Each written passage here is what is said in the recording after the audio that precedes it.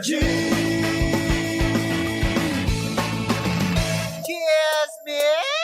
Kabaklita! With Tita Cora and Kapitana Sisa. Same, pero no. Yan. Nakakaloka to the highest level. Dahil ako ngayon ay mag-isa. Oo, nakakaloka. Dahil ang tita niyong Cora may meet and greet sa kanyang doktor. May pa-meet and greet siya sa kanyang doktor na nakakaloka. Isang magandang umaga pa rin po, Metro and Mega Manila, sa mga nanonood sa atin via our digital platforms on Facebook, TikTok, and of course, on our YouTube channel, Hello Philippines and Hello World! Grabe na ito, di ba? Parang hindi tayo galing event last night. Ang taas ng enerhiya, di ba? Pero eto na nga, mga panggay, hindi ba? Wini-welcome ko na kayong lahat sa Baklita o sa diba? Sa ngalo ng aking partner si Tita Cora, yun nga, gaya ng sinabi ko, ako ngayon ay mag-isa, nakakaloka. Pero yun na nga eto, kung kayo ay medyo naboboard sa mga oras na ito, ay well, diba? Gawin natin fun and exciting ang araw ninyo, diba? Kung mahilig ka sa Tong Eats at iba pa, well, fun believable sa Game Zone dahil you can play real games with real people for free. May chance ka din maki-split over 34 million pesos ng papremyo at may chance ka ding makakuha ng daily cash prize na umaabot lang naman ng 14,640 pesos. O ayaw nyo pa nun? 14 quit na kaagad. Ako, nakakaloka. At hindi lang din yan. Ang makukuha ang cash prize ay pwede mong ilaro sa iba't ibang mga games at pwede mo din tong i-cash out. O, diba? May dalawang event araw-araw. G ka na ba? Pwede mong bisitahin ang kanilang website or ang gzone.ph or ang kanilang mga social media platforms on Facebook, TikTok, and Instagram na may username at Tara Game Zone. At eto, makinig kang mabuti, diba? Dahil abangan natin ang GTCC Summer Showdown mula April 25 hanggang June 28, 2025 dahil may cash pool na pwede kang makipaglaban over 10 million pesos! Sino ba naman yun? Talaga kung ako naman din talaga makikipaglabanan ako dyan. 10 million pesos yan, hindi ba? Na pwede paglaban-labanan. Kaya nga naman, kung gusto mong malaman ang iba pang detalye, visit gamezone.ph now to learn more. Well, G ka na ba sa Tong Eats? Well, tara sa Game Zone. Nakakaloka. Tandaan, dapat ang gaming fun lang. Hindi ba? Visit pancor.ph/regulatory or you can email them at keepitfun@pancor.ph. Promo runs from January 1 to December 31, 2025. EGLD reference number MKTG 2024-2564. Tandaan po natin that gaming is for 21 years old and above only. O, nakakaloka. Pero eto na nga. Diba, gusto ko lang din i-share dahil kagabi, nandyan po kami, DJ Jimbo, DJ Cara, ni Ma'am Lida, and of course, ang inyong lingkod.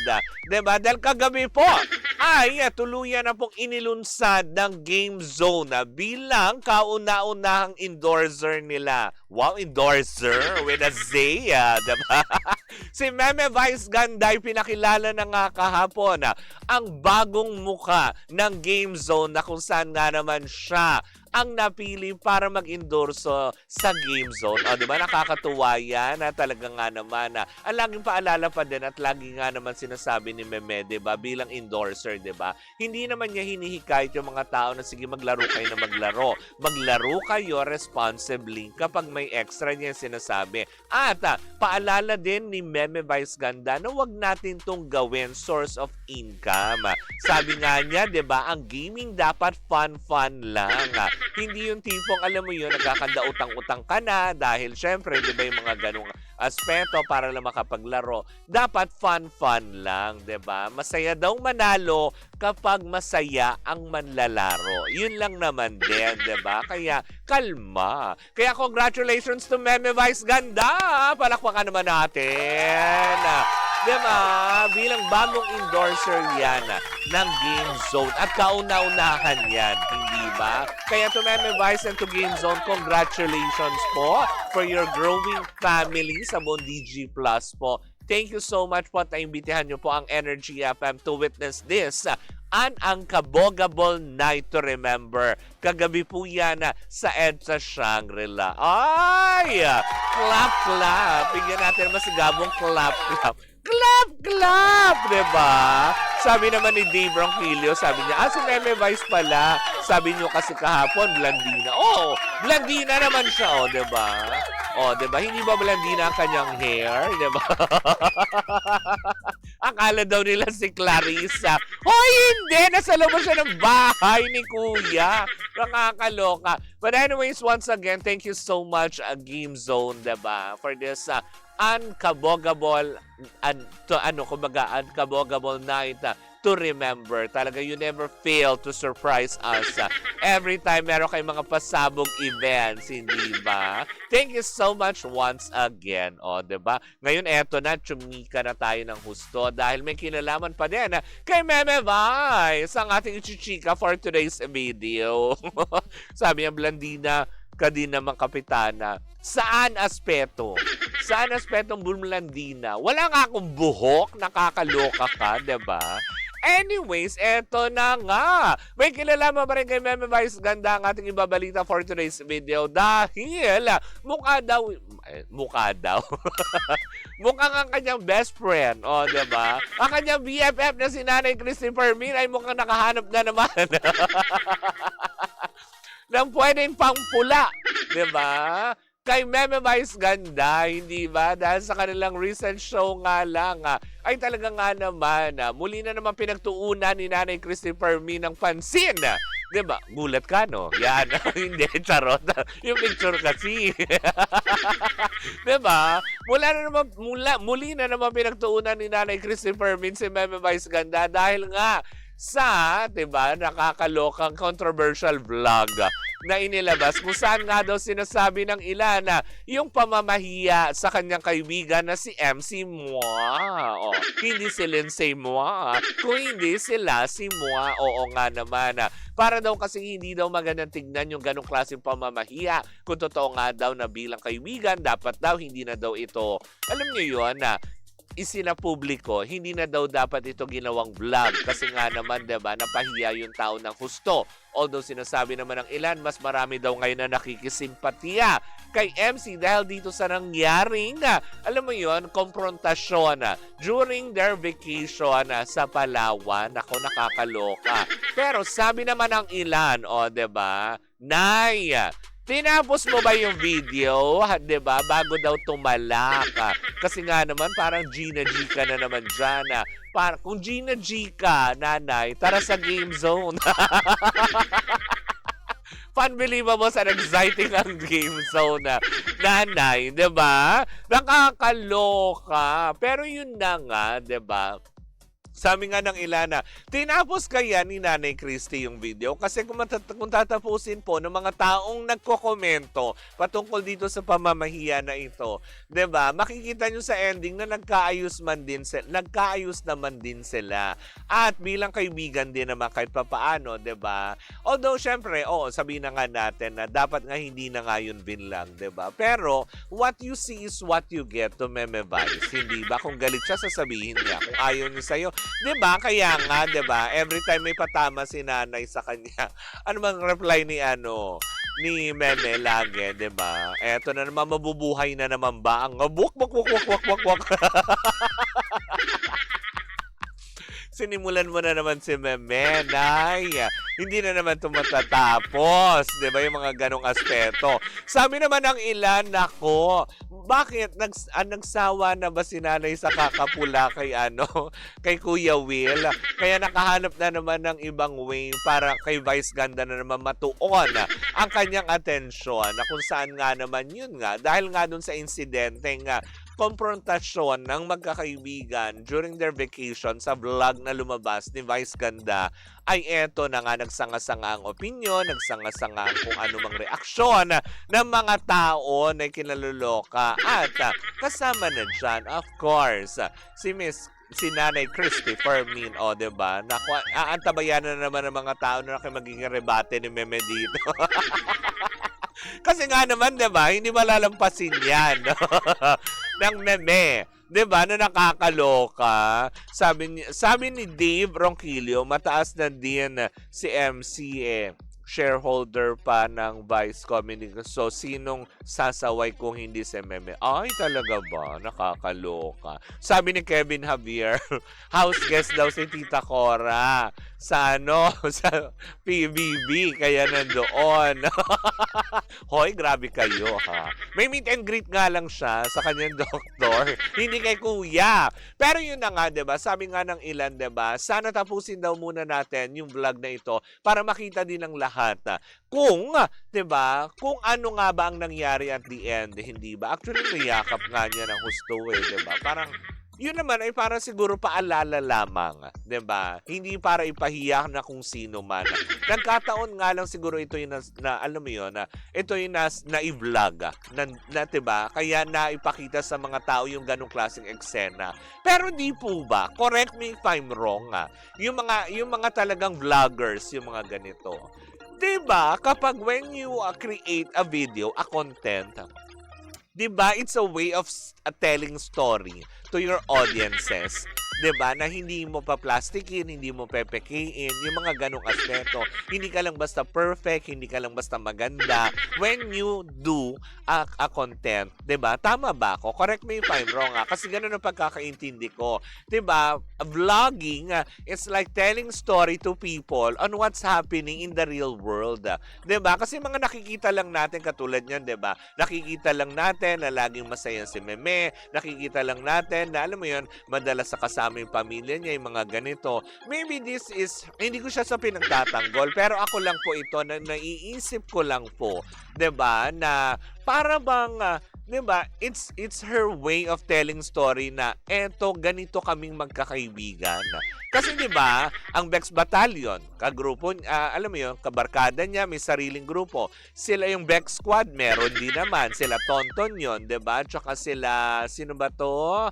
Yung gumagaya kay Tetay, 'di ba? Yung mga ganyan. So parang you are stand corrected po. Ay, talaga ba? Grabe ka, Mario. Good morning, Kapitana. Missing ang aming kakakaloka. Pambansang, ay naku, wag nyo nga ganun yan. Friend ko yan. Uy, speaking of pambansang pambansang Yoba ba? Ito yung happy-awan ko lang dahil baka bukas pagbalik natin, may mga detalye sigurong, alam mo, makukuha si Tita Cora. Pero yun nga, nag-react na daw yung mayor ng Iloilo. 'Di ba? At para patunayan, parang yung mayor ng Iloilo, pumain din daw doon sa coffee shop na yun. 'Di ba? Para, alam mo yun, pasinungalingan yung mga hindi masarap na pagkain sa natura. Alam mo, ang galing nung ginawa. Sumikat yung coffee shop, 'di ba? In fairness. Sabi naman ni Rhea Salito na tama po, parang diary yan ng buhay nila. Sabi niya, pag may absent po, kaila Romel, payag ka makiupo with Christy. Eh kung imbitahin ako, bakit ba hindi? Hindi ko naman tatanggihan, 'di ba? Nakakaloka. Ganun lang sila maglambingan ni na Meme at MC. Respect their friendship. And yung totoo naman, Ariel Romero, 'di ba? Kasi kung bawat kilos nila, bibigyan natin ng pakahulugan, 'di ba? Yung mga ganong aspeto. Tapos ngayon parang inuugnay kasi nga daw, 'di ba? Parang hindi, alam mo yun, hindi ko alam kasi hindi ako nakakapanood lately. Na parang totoo ba, nawala sa Showtime itong si MC at si Lassie ngayon? Feeling ko naman, baka naman may ginagawang ibang project, kaya minsan, alam mo yun, kung wala kayo na, hindi naman sila napapanood, baka may project na ginagawa. 'Di ba? Kasi nga naman, hindi naman ibig sabihin nagkaroon ng ganitong confrontation ay parang, alam mo yun, dadamdamin nila ang isa't isa.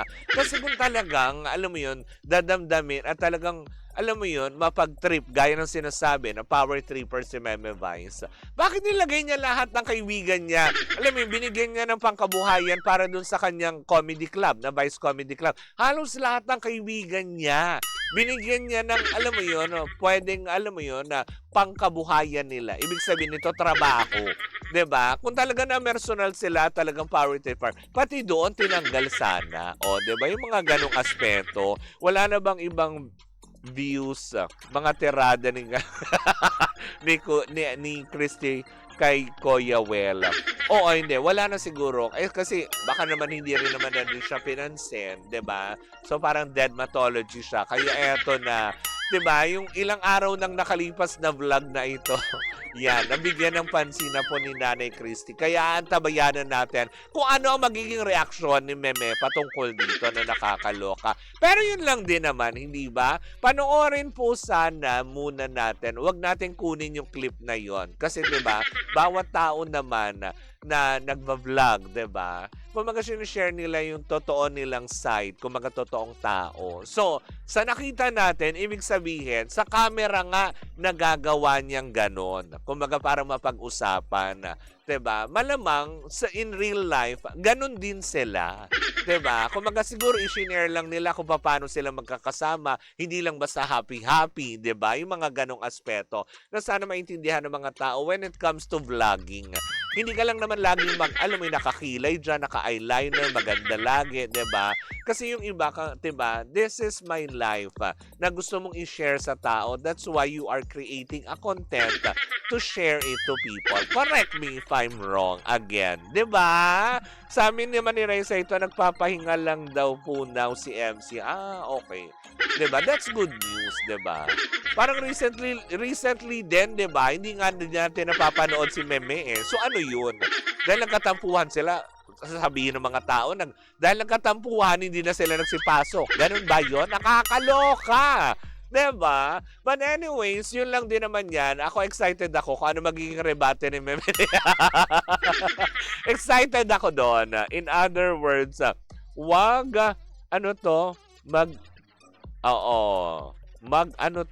Ariel Romero, hindi ko maintindihan. Wrong spelling is wrong.